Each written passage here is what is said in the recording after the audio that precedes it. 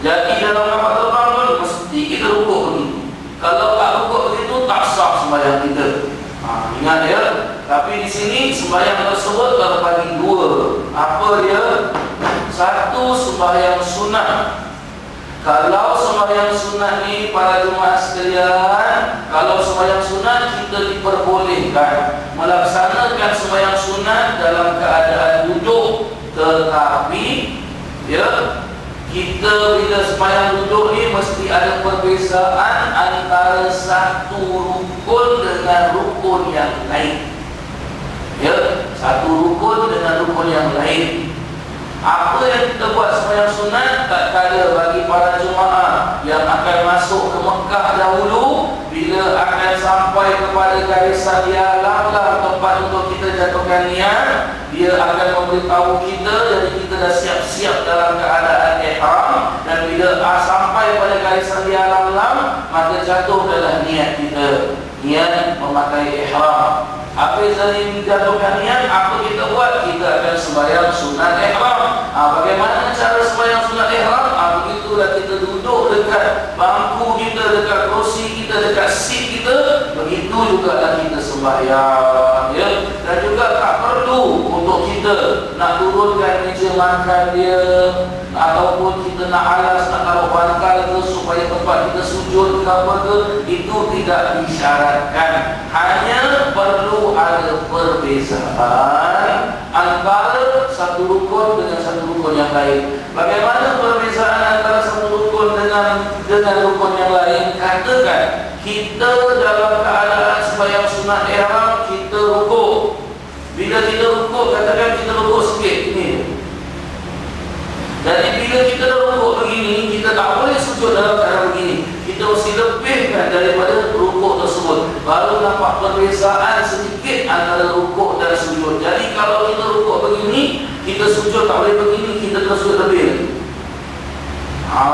Begitu cara dia. Para jemaah sekalian, ya. Baik.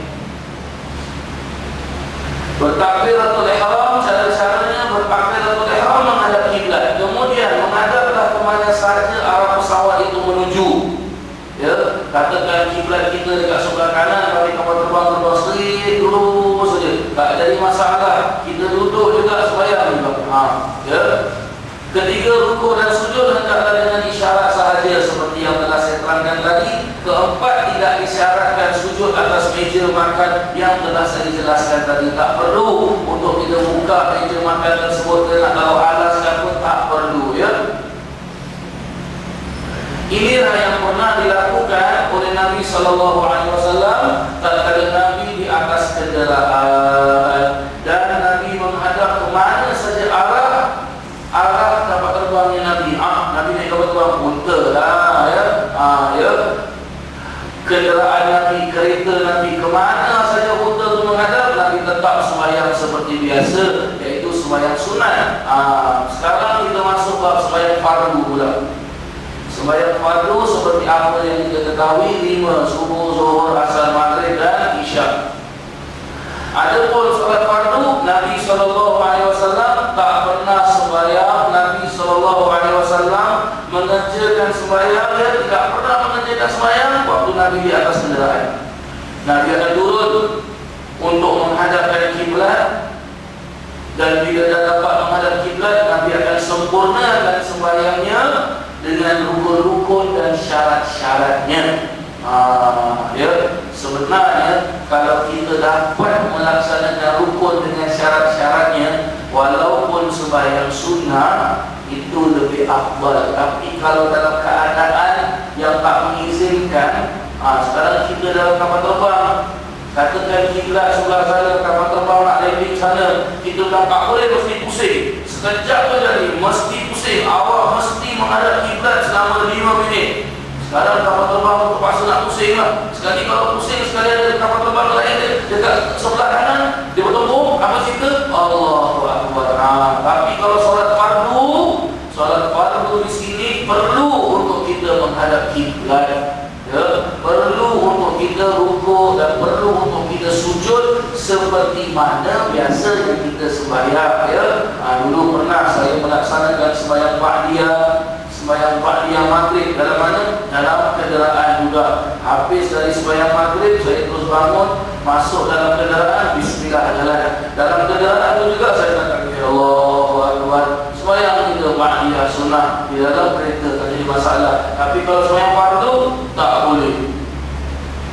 Solat hormat waktu.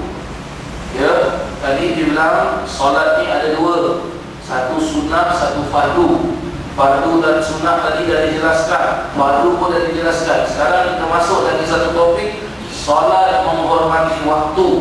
Macam mana sembahyang hormat waktu ni? Apakah bila dah masuk, sekarang masuk waktu apa?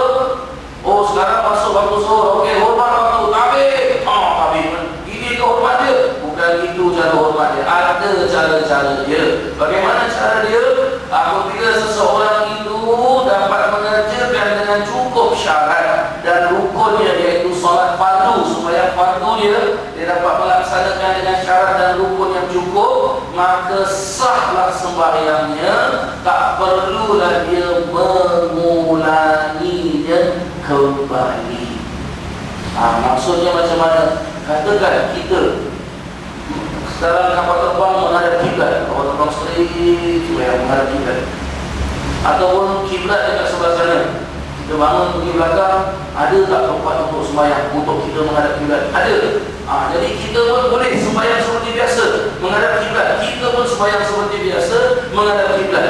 Bila sampai kat bawah balik, tak payah kita nak ulang kembali. Kenapa tak payah kita nak ulang kembali? Sebab sembahyang kita sudah cukup syarat. Apa cukup syarat? Kita dapat menghadap kiblat, kita dapat rukuk seperti biasa, kita dapat sujud seperti sempurnanya, seperti kita sembahyang tak ada kita berada di bawah. Begitu cara dia, ya? Tetapi jika kita tak dapat nak sembahyang seperti biasa, ataupun ini ada 6 perkara, ya, ini mesti ingat pada jemaah sekalian, ya. Cuba kita baca dan tengok. Tetapi jika tidak dapat dipenuhi salah satu syarat, pertama, salah satu syarat dia tak dapat nak penuhi, atau rukun solat, salah satu dari rukun solat, seumpamanya tidak dapat berwudu dan tidak memiliki debu yang suci untuk bertayamum, ketiga dah, atau tubuh badan pakaian kita telah terkena najis, 4, atau tidak dapat menghadap kiblat dari awal solat hingga akhirnya, 5, atau tidak dapat berdiri tegak, iaitu rukuk dan sujud dengan sempurna. 6 perkara dia mesti ingat. Salah satu dari 6 ni kita tak dapat nak melaksanakan, apa jadi? Tak payah sembahyang ke? Ini dia jawapan dia. Tak ada cerita tak payah sembahyang. Maka solat itu hendaklah dikerjakan dengan seberapa yang terdapat dalam syarat dan rukunnya dalam waktu solat tersebut. Boleh dikasarkan dan boleh dijamakkan. Hanya solatnya itu hendaklah diulangi kembali setibanya di tempat tujuan. Ini dia.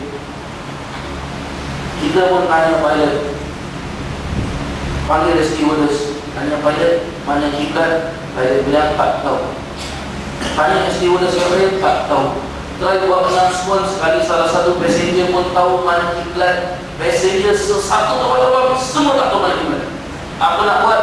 Sembahyanglah kita dengan niat hormat waktu. Sembahyang seperti biasa. Sampai kat bawah, ulang kembali. Maksud ulang kembali ini 2.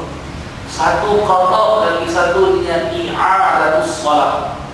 Satu qada, lagi satu ulang kembali. Bagaimana qada dan ulang kembali? 2 perkara ini. Bila kita sampai, katakan kita hormat waktu di pesawat, kita sembahyang zuhur, sampai dekat Singapura masih ada waktu zuhur, niat aku sembahyang zuhur, mengulang sekali lagi kerana Allah Ta'ala. Solat zuhur seperti biasa. Solat zuhur seperti biasa. Tahu-tahu